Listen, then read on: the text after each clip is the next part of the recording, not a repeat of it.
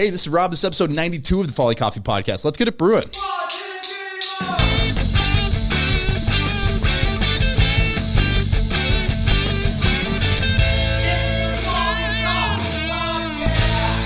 All right, I am here with Chef Gustavo Romero, owner and proprietor of Nixta, a tortilleria and a Mexican takeout. Yep. In Northeast Minneapolis. I wanted to call it a restaurant, but I think what you're doing is kind of unique, so I don't want to just like label it that because I think your story is really cool in what you're doing. And I was reading some articles and kind of checking out your story because this is the first time we've met, and my one big takeaway is you've been around, man. You were born in Hidalgo, Mexico. Yep. You went from Georgia to Tampa, back to Mexico, living in Atlanta, and then in Italy, right. San Francisco, Miami, MSP area, Oakland, and then back to Minneapolis. Yeah, I like traveling. So how tired are you? You get used to. My mentor, he opened 30 restaurants around the world. In 30 years, he was in the States. And he kind of ingrained me that, he will open a restaurant and he would set it up. He would hire somebody to follow him, and then he would move to the next one. So it was just when I started working with him, that was the way that he worked. He was like, go, we get it ready. And then he was like, okay, we're done here. So for me, I never had two jobs in the same city until Minnesota. So I would work, I would set up, do whatever I needed to do in the business. And then whenever I was done there, instead of looking for another job in the same place, I'd be like, let's go somewhere else. And then that's how I ended up moving so much. And so you were born in Hidalgo, Mexico. And I was reading an interesting point that you said that you were rarely allowed in the kitchen growing up. Yep. Could you explain what that was like? Because it's interesting now that you're so deeply embedded in food and have been for so long. Yeah, I mean, our culture is been changing a lot in the past few years, I think for the better. But if you live in a rural part of Mexico, like where my family was from, we have a ranch, like little hacienda, and the men will like take care of the field and the animals, and that's how my dad grew up. That's how my grandpa, and he kind of grew up with that mentality. So we grew up in a bigger city than where he grew up. But he had the same mentality. So my mom was cooking, my sister was there, and then if my mom would make me wash dishes, he'd be like, no, he's not allowed in the kitchen. He sits with me here watching TV. And, when you're young, you're like, yes. But I didn't realize how important that was going to be in my life. I moved to the States when I was 17, and by the time I moved, I left home at a very young age, and I was forced to learn how to cook. I was forced to learn how to wash my clothes. I was, forced to do a lot of things. And I guess just necessity kind of makes you do things, you know? What inspired that decision when you were 17 to move to the States? Necessity, really. Mexico's, at that point, I was living in a border town. I was a DJ. And I used to move. The owners of the club that I worked for, they had a club where I was in the city that I'm from, and they have a few clubs around the country. So they would rotate the DJs, and they used to send me to a border town, and then people really liked me there, so they would keep me there a lot. And in the before the 2000s, like the end of the 90s. It was rough there, it was when the cartels were really popping, and it was a rough city to live in. So it was kind of scary, and I really didn't want to go back home. After you leave a smaller town and you go to a bigger city, you go back home and you're like, it just feels weird. So I wanted something different. I wanted to, grow as a person, and my family needed some help. So it was just easy. At that time, before 9/11, they used to allow you to cross the border if you live in the border town. If you you could work in the States and go back home, or you could come and do some shopping and then go back home. So one day I just crossed and then never came back. And what was the first job you found yourself doing when you moved? I found working a lot of things. So at that time, it was knowing you would go and stand in the corner, right? And like all my friends, all the people that I moved to Arizona, because that was the first state that I came in. They would just go and stand in the corner, and then people would just stop by in the truck, and they would be, I need 2 people, and then the fastest would jump into the car, and then they would take you to do whatever. So I did a lot of things, from construction, gardening. I think one of my favorite jobs, we used to build those jungle gyms for parks. That was kind of cool. But I did a lot of things until I started falling into restaurants. My first job in a restaurant was a busboy, and it was crazy because I always wanted to be fast. I always wanted to be like, well, I'm doing this right now, but I know that guy is making more money, so I want his job. So I was always trying to do better. But as I was trying to do better, I would walk through the kitchen and I would see those guys having fun and the excitement of the rush. And for me, I love soccer, I love sports. I found that very similar. There was a lot of things they seemed familiar. So I always wanted to be in the kitchen. I didn't have a chance until I moved to Georgia. Now, I'm curious. You say, because I think I know what you're saying, that between sports and being in a kitchen, there is a similar thing going on there. What was it about it that you found similar? Because that's kind of an odd statement that you'd be like, sports and a kitchen have a lot of similarities. I think it's just the team building, man. I think when you play sports, you all have a common goal, right? You want to win. And I think in kitchens it's kind of the same. Like you all go to work together, and you're gonna see some people struggle, and then you go help them. Because in the end, one fails, they all fail.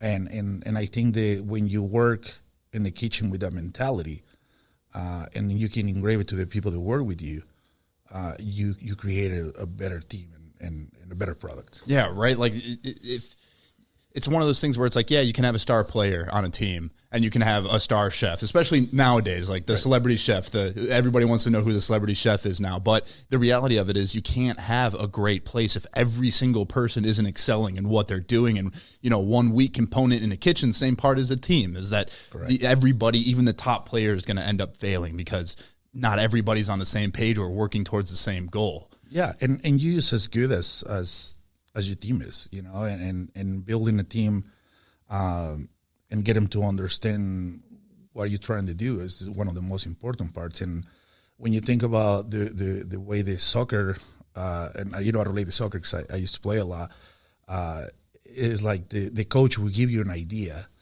and not everybody got the same idea, right? And not in the first couple plays. And then he works, and then he keeps working and screaming at you, and sometimes kick you or whatever, until you figure it out, and until everybody works together. And I think kitchens works exactly the same. And so you see the kitchen, you see the excitement, you see that being something you want to do. How do you work towards getting in the kitchen side of things? I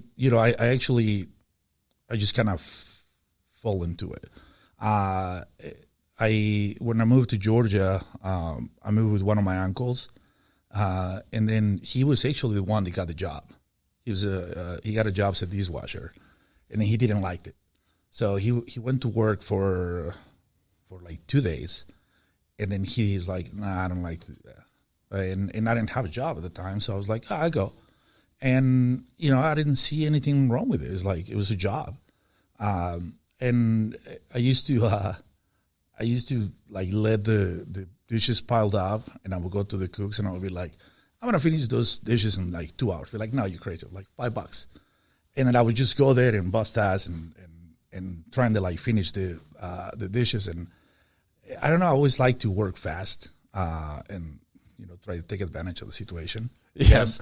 Being somebody that likes to work hard and work fast, you're going to find yourself being highly valued on whatever team you're on with whatever you're doing. Yeah, I think so. And then, for there, it was a hotel. So, you were like very close to the kitchen, and I always wanted to finish my work and I would go help. And there was some people there, they saw that I wanted to do something else, and they pushed me through.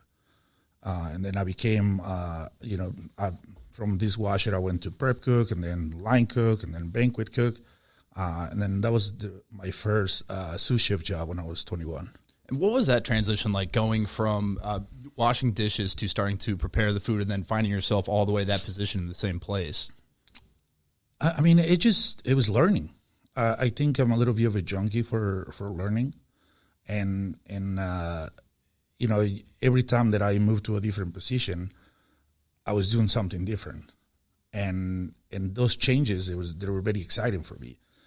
It was like I got to the point where I was like, okay, I know if I do this really well, I can ask for something else. And asking for something else will also, will give me more money. So for me, it was like, okay, I'm going to do this as best as I can, as fast as I can. And then I'm going to go to the chef and I'm going to be like, okay, now I want to do this. And then I need 25 cents more. Yeah. And then what kind of food were you cooking while you were there? It was just classic American cuisine, South. So I got really good at cooking, like mac and cheese and collard greens and, all that fried chicken, all that good stuff.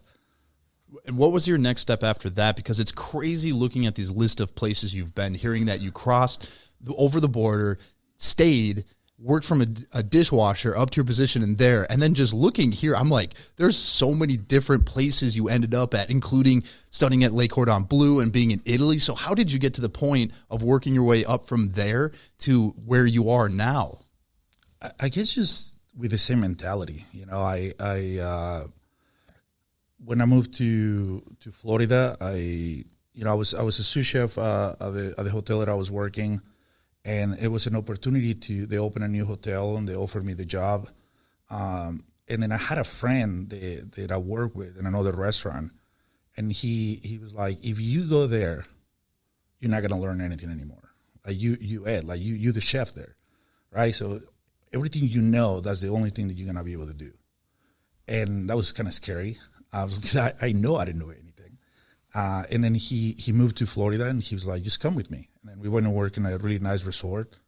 And then it was I have to drive like an hour across Tampa. So I live in St. Petersburg, and the resort was outside Tampa. So driving an hour each way, it was just like exhausting. I've never been a fan of driving anyways.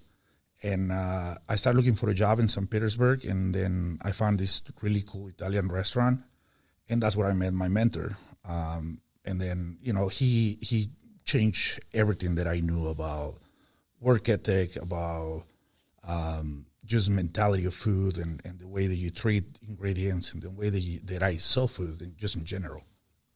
So now you're in Italian food at this point. Right. So you're going from Atlanta, where you're doing kind of like the traditional Southern American food, to Florida, and now you're cooking Italian. So what was your role at the Italian restaurant that you were working at? I started as a line cook, and it was only 2 people that were able to work the pasta station. It was a girl that worked there since they opened, and she was just extremely good, but she was so angry. And you have to be, as a woman at that time, you have to have that mentality, or you just won't be able to work in the kitchen. And she was really, really good, and nobody can go work with her.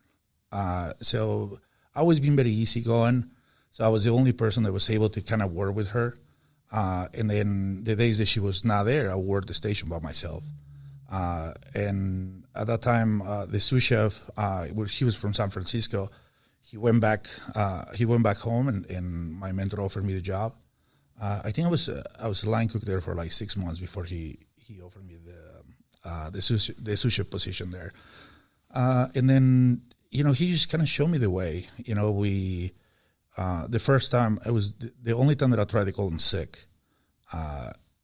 I call him and I say, I don't feel good. I'm not going to come to work. And he was like, well, I see you here in 5 minutes, and then I decide if you go home or not. And I was hangover, so you kind of know the people that you work with, and then you see him the day before, and you see him fine, and you see him like go out, and then you call the next day, and he's like, no, that's not happening. And he actually went and picked me up, and when we were on our way to work, he just talked to me. He was like, if you really like this, you really want to do this, you can do that. Like it's just, it looks bad on you. Like now you're an important part of this team, and you just can't do that. Because if you do that, if I allow you to do it, then everybody will do it, and then we lose what we have. So he had a really big impact in my life, just in general. And he also told me that if I wanted to make money, I needed to go to culinary school. And at that time, the sous chef, the left, he never went to culinary school. And then he was really good, and he would talk shit about the people that went to culinary school.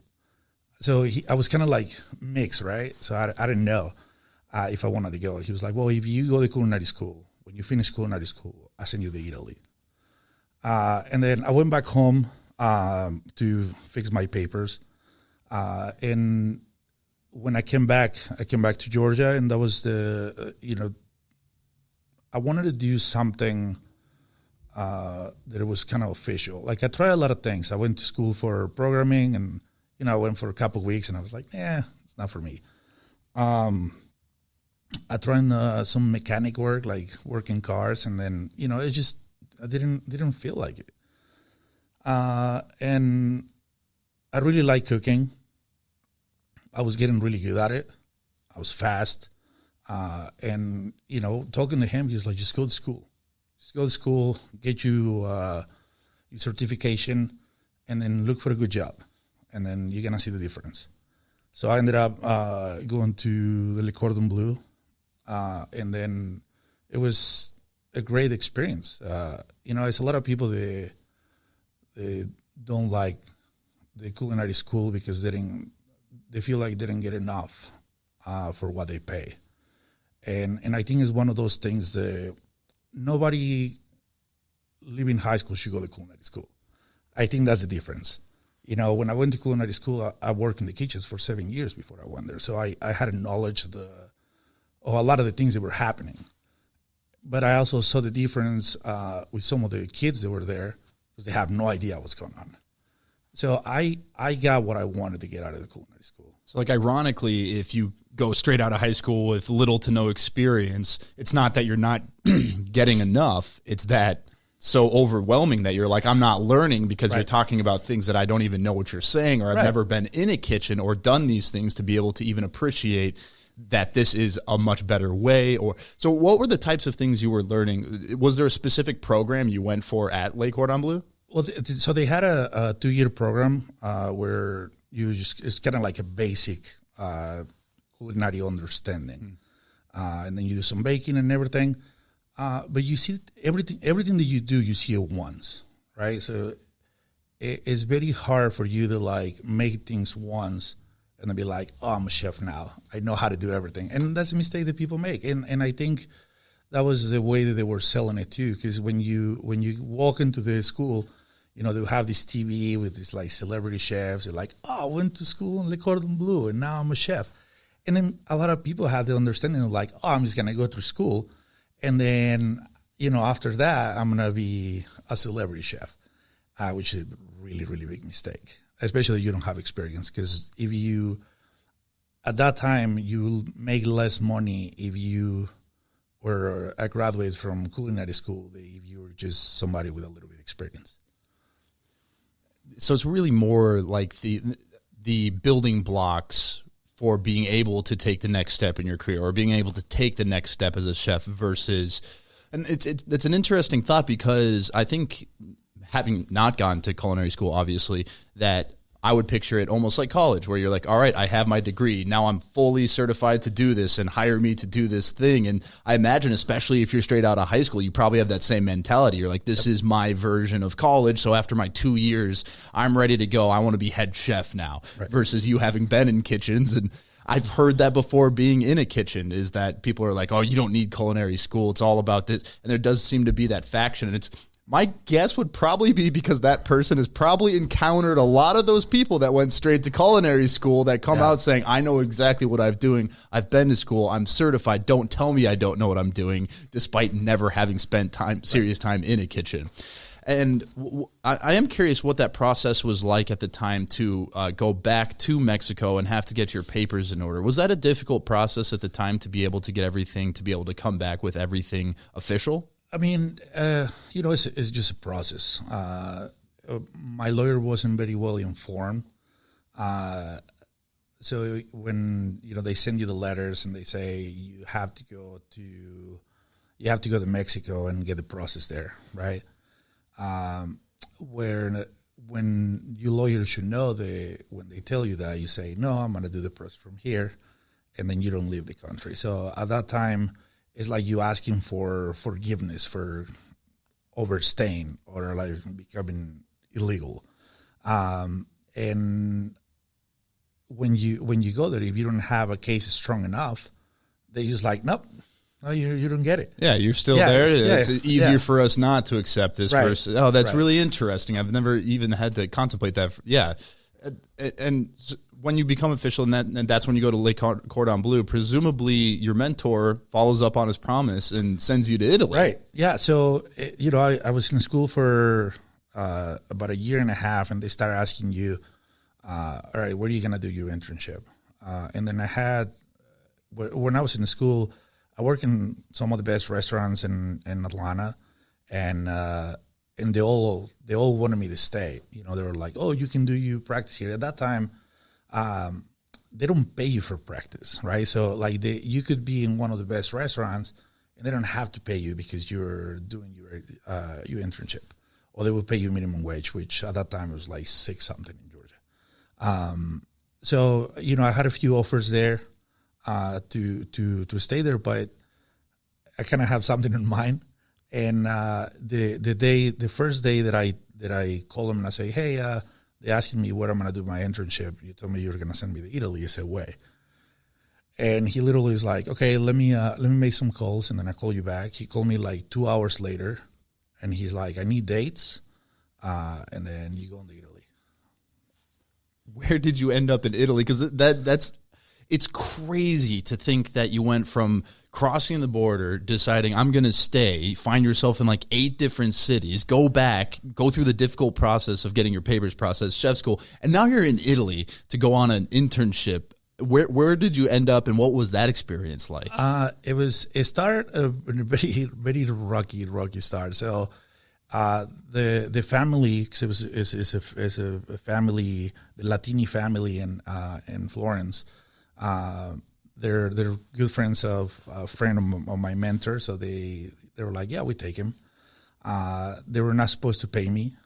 They were gonna just give me a place to stay and food, and I was gonna work. Which that was what happened when you go to an internship somewhere else. So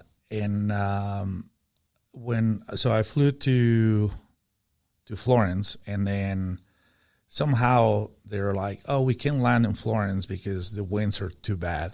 So we're going to go to Bologna. And I'm like, okay, well, how far is Bologna? The result, it was like 2 hours away. But then, we land, and then I get out of the plane, and then I found myself in a different country, and I don't know anybody, I don't speak the language.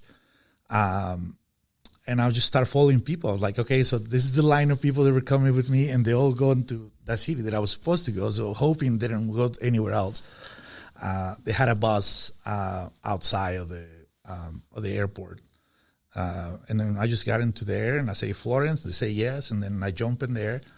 And then I had a picture of one of the ladies of the family. And then I literally get out of the bus. And then I was staying there with my phone, almost dying, like waiting for this lady, they show up and pick me up. So I finally saw her, and she picked me up. She took me to the they call it an albergo, which is like a hotel, and they have a restaurant. And then I stay there I kind of overstay. I was supposed to be there for 3 months, but the chef. So I didn't know in Europe people go on vacations for like a month and a half, which is pretty cool. So when I got there, the chef was actually going on vacation, and then they asked me. Well, after seeing me working for a little bit, they were like, "Look, we can bring somebody else, or if you want to do it, you can do it, and then we just pay you." So I was like, "Let's do it, let's get paid." So I ended up staying a little under 6 months. Having been there for 6 months, what ended up being the decision to move back? Well, I kind of had to. If I wouldn't come back, when you're a resident, you cannot be outside the country for more than 6 months. So it was kind of like, I needed to decide if I wanted to lose everything that I went through with the process, or I just went back. And at that time, I would kind of stay in the same process in Italy and, going through once. I'm like, I don't really want to do that again. So I ended up coming back. Another big decision for that is that my mentor was moving to San Francisco, and then he was like, "We have a restaurant to open." I'm like, "Okay." You're like, San Francisco. Had you been to San Francisco? Were you familiar with it? No, not at all. So you're just like, once again, you go, this is where you're going. This is where I'm going to go. Yeah. I mean, for me, going to a different city, it's always been super exciting. I love walking, and kind of get to know the city and just kind of get lost. I love the first thing I remember when he picked me up from the airport. The restaurant and the place that we were working, it was right in the financial district. So he put me in a hotel really close, like 6 blocks from where we were staying. And the first view of San Francisco sky, like the skyline. Like it just kept getting closer and closer as he was driving, and it was just so exciting. Like I don't understand how people don't like to go to places for first time. It's amazing. What eventually brings you to Minneapolis?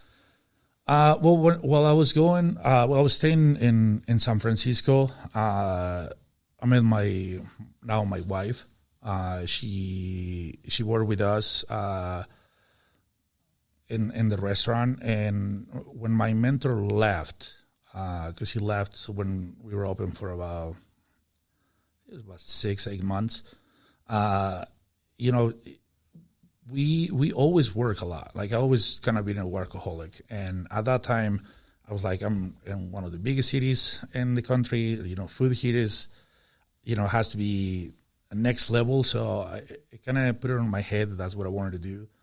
And she was a line cook at the time, but she was the only one that stick with me.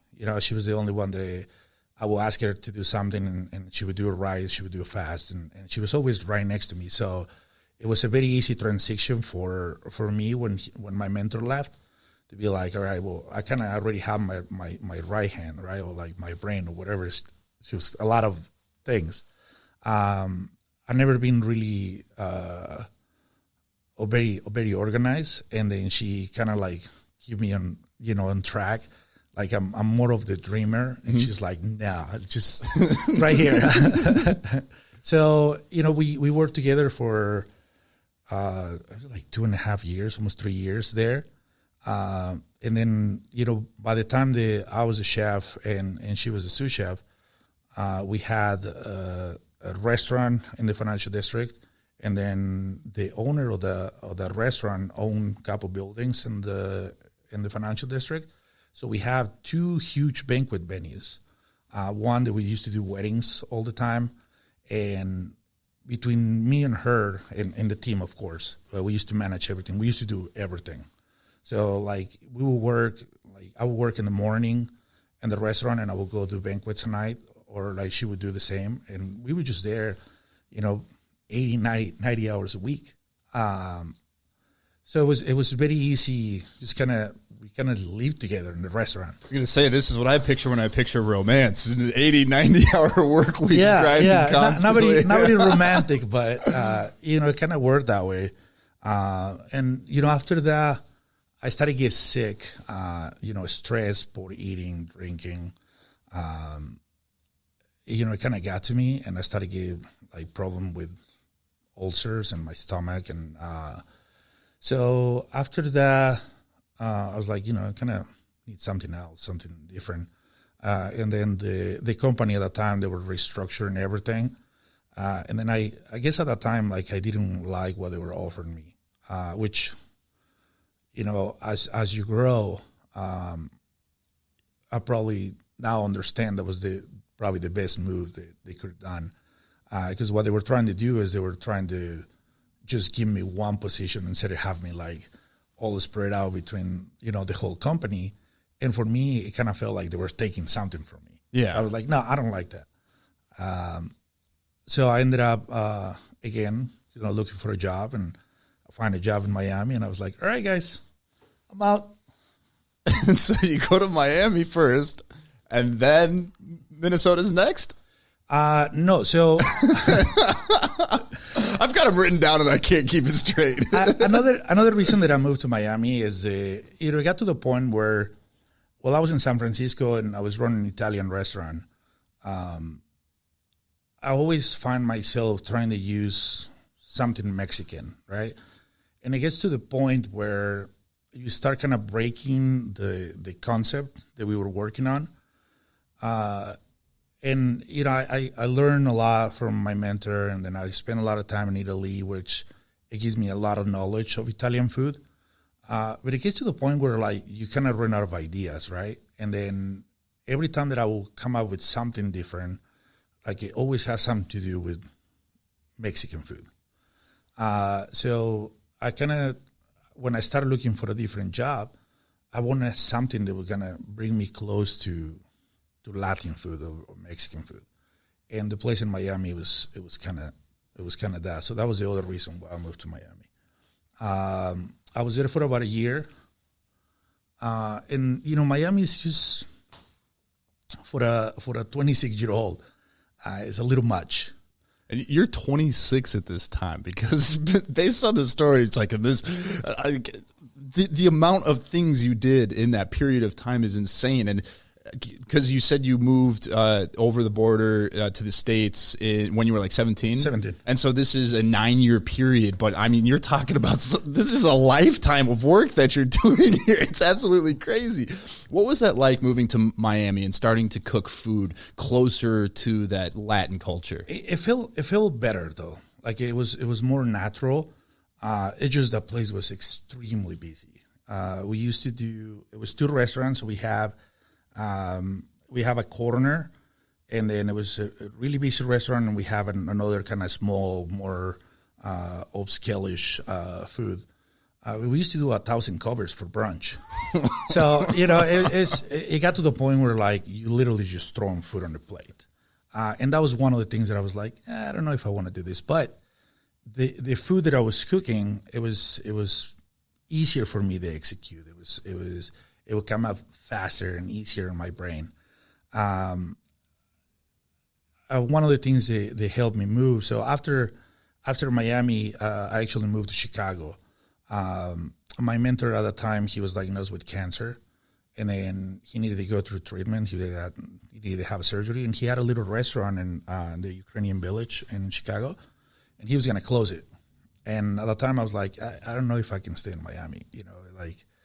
I don't know if I would have made it more than a year. I was going to say, Miami's not usually the first place when people are like, health concerns, I'm going to move to Miami. Yeah. And for me, growing up, like, I love clubs. I love music. Yeah. I love, and then you can have that every day if you want to. So it was a little much. And then I really wanted to help him. I don't want him to close the restaurant because it was his restaurant. It was not something that he was opening for somebody else. So I moved to Chicago and help him kind of keep the doors open when he was, going through the surgery thing. And then, I was staying with Kate, which is my wife, and then she was like, "Well, you're kind of close." I came to Minnesota to cook for her sister's wedding, and I came here in like July, I think.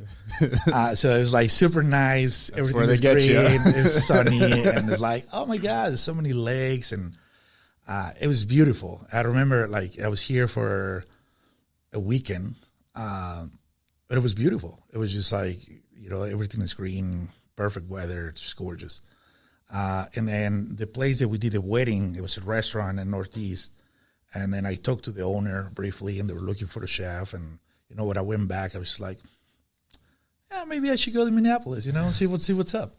And then, we were kind of to the point where it was like the long distance relationship was kind of getting a little much. So I moved here. They offered me the job at the restaurant, and then that's how I ended up moving here. At what point did Nixta start to come into the picture? When did this first become an idea that, hey, I'm going to start something on my own? The thing with cooking is when you work for somebody else, or when you have to look for a job, a lot of times you don't necessarily get what you want, right? So the place that I took the job at, it was like a French bistro. And, it was cool for a couple months because I was like, I can get my inner French. And it was fun. But after that, I was like, okay, so now I want to make carnitas again. And then I ended up going to a hotel downtown.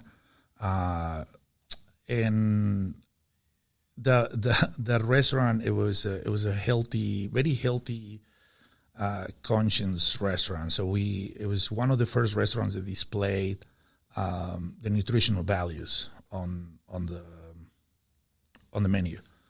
And then I'm coming from a kitchen where you use butter, and before that I was using lard to cook and creams and all that. So it was really cool for me to have to think different when it came to food. Mike Rakin is the owner. It used to be called Marin, and then became Mercy, and then now it's closed. But he really pushed me to be cleaner. I think that place made me just a cleaner chef, just in general. But I was always like pushing to do something else. Like I was, we got to the point where we put like mole tacos on the menu. And he would always tell me, like, you're going to turn this place into a taqueria. And I was like, nah, that would be a bad idea. But as I was struggling still with my stomach, I found myself a little tired. I ended up leaving the job, and I went and worked construction for a little bit, and just didn't like it. It's like I missed it. I missed the cooking. I missed the kitchens. I missed the people, the energy. And then while I was in San Francisco, I actually was living in Oakland, and it was this really cool restaurant. It's called Chop Bar that I used to go and have brunch every time I was off. And the owner, we always talk shop. I would go there and like we just have a couple of beers and have some food and just talk about food. And he actually reached out to me, and he's like, "Hey, I opened a Mexican restaurant, and I need a chef. Are you interested?" And it was just like, yes. I didn't even thought about it, which is kind of crazy. Thinking that I have a commitment here with somebody, but it was something that I always wanted to do, mine or for somebody else. I just wanted to cook Mexican food. So that's how I ended up going back to Oakland, and that's when I think that's when Nixta started popping in my head. That was the first time I worked with corn and masa and an actual program. And I think the most important thing that I took from the experience is that I realized that I didn't know anything about Mexican food. Like, I have no idea. You kind of engrave into your head like, oh, I'm a trained chef and I'm Mexican, so I should be able to do it. And then when I got there, I realized that I have no idea. It was full of Mexican ladies. They all work so hard, and they all teach me so much, and they all like look at me weird when I have a different idea. But we work really good together. So I ended up being at this place called Calavera in Oakland. And I was there probably for a year and a half. But it was a very, very intense place to work. We went through the riots from when the past elections, when President Trump got elected, and they completely destroyed the restaurant. We had these huge, beautiful windows, and they were all broken, and it was just hard. It was really hard. It was a hard time to be in Oakland. They were raising the minimum wage at that time, so in the area that we were, it was just restaurants closing, and it was hard. So it was super stressful, and my stomach just couldn't take it. So I ended up in the hospital, and then they had to do a surgery, remove part of my intestine, and I was out of commission for about 4 months. And then one of the things that kind of hits you when you're in a bed is, you start thinking a lot. You have nothing else to do except for thinking. And you kind of realize, or you start putting things in perspective, like what's more important, right? And something that, of course I miss my family a lot at the time. I miss my wife a lot because she wasn't there. And I pushed myself really hard to have something that when I actually had it, I don't know if that's what I actually wanted. It's like I wanted to run a Mexican restaurant so bad. And I got to the point where I was running a restaurant. And as much as I love what I was doing and as much as I love what I was learning, I kind of had a bigger part that I was missing. It was kind of an easy decision after that. So I talked to my wife and I said, moving back to Minnesota, and then that's how I ended up being back. But it was always kind of in the back of my head, like I wanna do something Mexican, and being in a restaurant that was so good making Mexican food, and coming to Minnesota where there were not. I mean, there's a lot of Mexican restaurants, but not on that caliber. So I was like, okay, that's kind of what I want to do. But, it's hard. It's hard to open a restaurant. It's hard to not have to find money, and at this time, if I wanted to do something, I would have to go and ask for a lot of money to a lot of people and be like, just believe me, this is gonna be good, and it's hard, It's not the way that I want to do it. I see the industry was changing a lot, and then I just decided to come here and take a different job and kind of start working towards the main idea. So, since I came back, I was always playing with corn and making tortillas and whatever place that I work, I was like, all right, but I want to do this, right? And I'm going to work with you, but in some capacity, I need to be able to do this too. And then that's kind of how it started. I have the opportunity to do a residency with the Travail Group. Mm-hmm. And then that was really good because it kind of putting your food in somebody else's hands, it gives you a completely different perspective of what your food is like. And I think that's exactly what happened with them. It's like they came one day, so I cooked for them because they wanted to see my food. And then they completely deconstruct everything. And they put it back together in a completely different way with the same ingredients and the same cooking. And of course, they were very happy with the flavors and the techniques. And something the Bob Gherkin told me is like, we don't cook like that. Like we have a completely different style. So this is going to be really good. And we ended up having a really, really good experience, I think. I think it's one of my favorite restaurants that I worked so far. And just because the energy that the place have and the way the people, from the moment they entered the place and to the moment they left, there was always like this overexcitement around my food. So it was super, super cool. So you go and then that residency ends. And so you're working a job. What are the steps that you took towards beginning Nixta? Did you have like a concrete plan of here's the steps I'm going to take to get towards what ended up being Nixta, or did it kind of more organically form? It really organically formed, though. So when we did Qua, that was the residency. That was the residency. Yeah. We wanted to have tortillas, right? And we wanted to be fresh, and we wanted to be like the actual corn, because we always look at the corn like the base of the Mexican food, and that's the way that I always look at it. And then we didn't have the space, we didn't have the people to like be present tortillas, And I went around town and I asked every tortilleria in town, I was like, look, if I bring you the masa, will you run it through your machine and then I just get the tortillas? And like at that point I was like, I pay you for the labor, I pay you for the tortillas, whatever I need to pay you, just make me tortillas, please. And I find out that most places like it won't work with the dough. And I was like, why it doesn't work? Like, it's a tortilla machine. I know exactly what it look like. It's the same that look back home. And then I realized that a lot of people are not using nixtamalized corn. Or if they use nixtamalized corn, it's a mixture with flour that makes the tortilla super soft, and then it becomes a lot easier to for the machines. The dough is softer, the tortillas are thinner.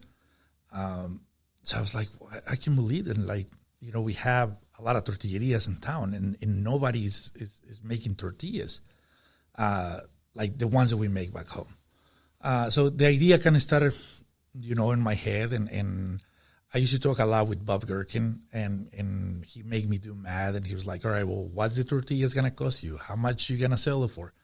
And I don't think he thought it was going to happen. I think he thought it was going to be like, just kind of like this idea that this crazy kid have, and then, but he always talked to me about it.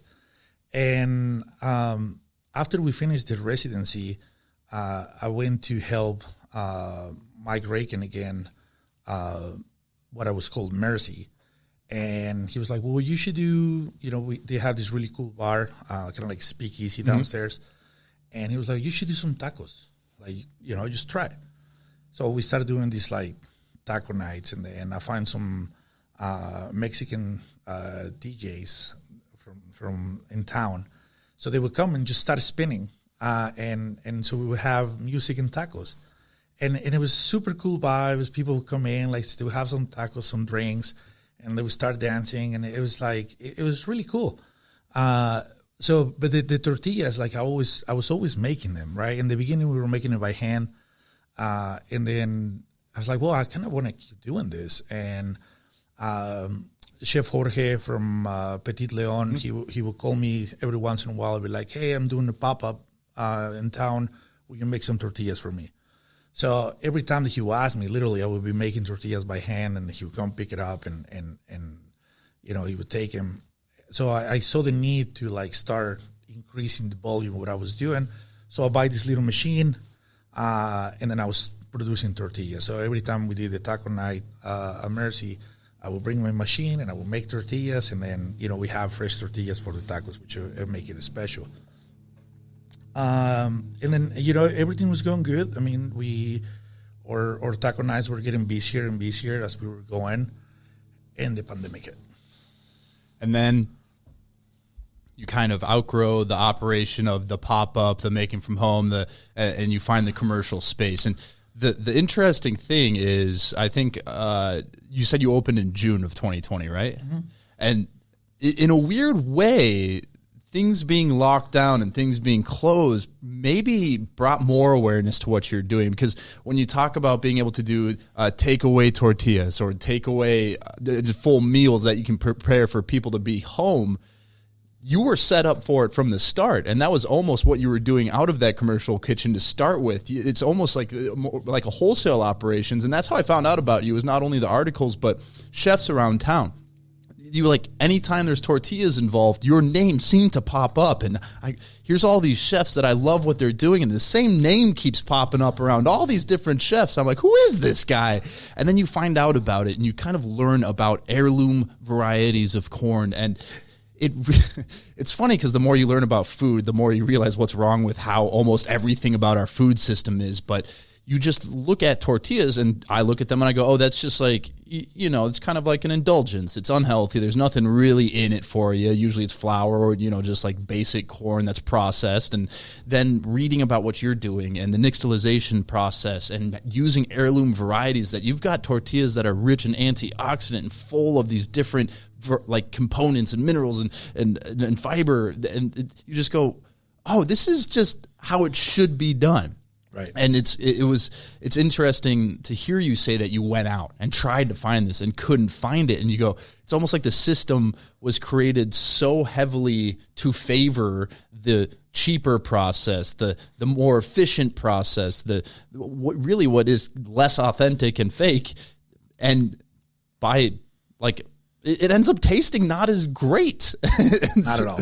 And that was funny because I read that in an article you said you moved back to the States and tasted Mexican food, and you're like, this isn't right. And it probably, did you realize at the time of tasting it and being like, this just isn't right? Did you know it was the tortilla? Did you think it was, or just the whole thing? You just said, this isn't what I was looking for. I think just in general, I think the idea that people had about Mexican food, it was just completely wrong. And it's changing.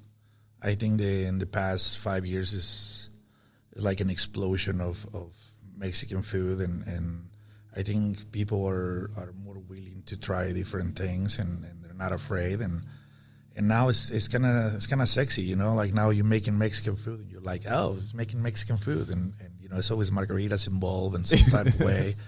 And it has changed, but yeah, definitely that experience that I have, it really made me almost angry at the time, and I never had the opportunity to change that until now. I always wanted to represent my country the right way, and I think that's. It's always a misconception of people when they think that somebody from a country gets angry with somebody else is making what they think is from their country, and I don't think is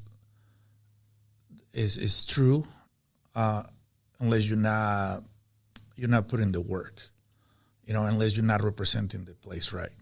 Right, and for me, that's all about. It's all about respect. Yeah, and you just see it a lot in food, especially the restaurant industry, where it's like, oh, this is a trend. Okay, we see a trend. People like tacos. Okay, we need tacos on our menu. Reach out to our food supplier. Hey, we just need ingredients for tacos. Can we get those in? And then in theory, it's fairly simple to make it an okay taco using all the ingredients that a supplier could give you. And you emerge while this trend is on the up, and then you're like, oh, this is actually how it's done. And I'm so pumped you brought me a bag full of tortillas, so I'm going to be ripping through these over the next week or so.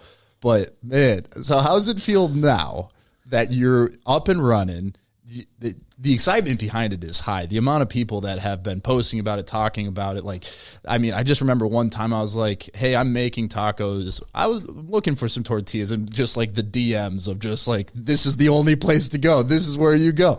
How does it feel now to have your own place after all these years of just absolutely grinding at different cities and different restaurants, 90-hour weeks? How does it feel to have something of your own? It's great. It definitely has its challenges. It has different type of stress. And I think having control of it is the best thing. Having control of the time, when I'm there, when I'm not there. But the sense of responsibility to continue to do something that people think is good, I think is sometimes harder than getting there.